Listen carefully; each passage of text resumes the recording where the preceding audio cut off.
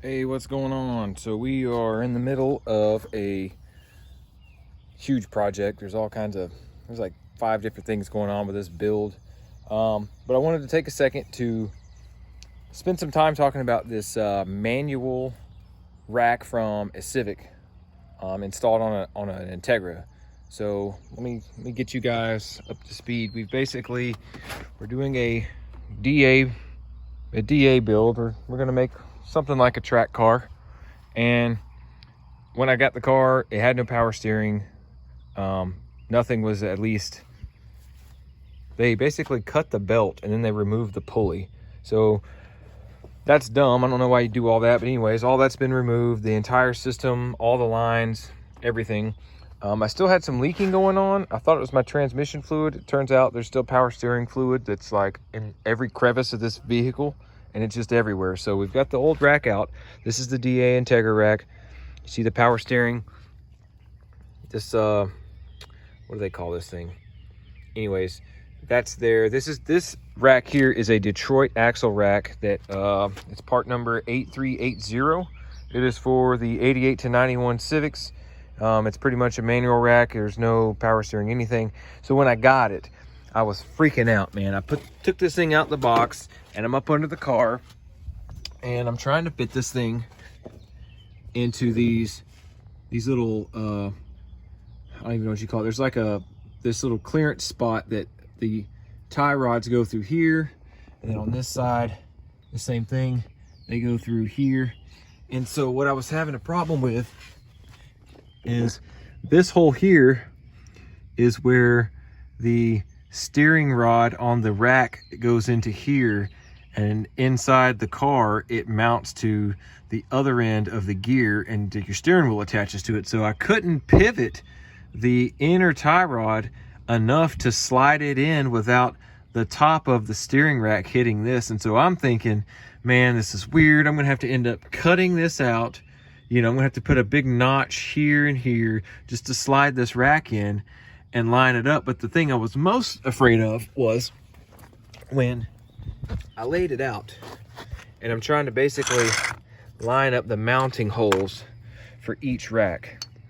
And I was looking at it and I was like, man, this side looks really good. Like everything looks proportional, it's lined up. But then when I got to this side, I could clearly see that my old Integra would pivot here, where this would pivot like way out here. And so I was really scared that I was basically gonna have to take this outer tie rod and turn it all the way in just to get it to where it was the same length as my old one. And then of course, you know, I took some time, hit some guys up, drank a beer, just thought about it. Don't like just start doing stuff, just work through it, be slow, be intentional. And I realized that out of the box, these things aren't centered. So you take a pair of you do not want to take a pair of vice grips onto the actual threads. Don't do that. This shaft, it doesn't matter if there's any, you know, grooves on it. You can grab this thing. This is important though. This is going into a reciprocating, like a sleeve that fits over this. This would be the male. There's a female end that's attached to your steering wheel. So you don't grab that, but you see if you grab this, you can actually turn it, and it's gonna slide this entire rack down. Now what's gonna happen is you need to do that just to get everything centered and install the rack itself. But then once you get your outer tie rods installed, you're still gonna have to essentially bolt up your steering wheel to the rack. You're gonna have to figure out what's all the way this way, what's all the way to the other way, and you got to figure out what's center, and you're gonna have to loosen that bolt on your steering wheel to figure out where the center is. Because if you don't, when you take it to your garage, whatever your local place is that's going to do an alignment, some of those places don't align the rack and center the steering wheel also. They might dial your steering in to where, you know, your toe is correct. But if your toe is correct, let's just get on the, so this would be what this thing would look like in the car. This is the driver's side, this is the passenger side. If the toe's correct, but they didn't line your steering wheel up, then basically when you turn your steering wheel even, your rack is going to be off to one side.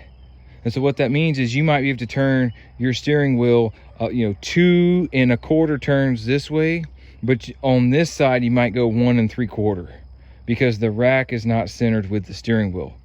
Remember, that steering wheel can go a million times in any direction. It's just a rod. There's nothing tied to it. But if this thing isn't centered to your steering wheel being centered, that's when you have issues. So if you get one of these things and it doesn't fit, just remember, you can adjust this thing right here, take you some vice grips, center it out, get it installed, and then once you bolt everything in, you need to go back and figure out where the center spot is, then take it and get it adjusted from like put on a rack to figure out alignment.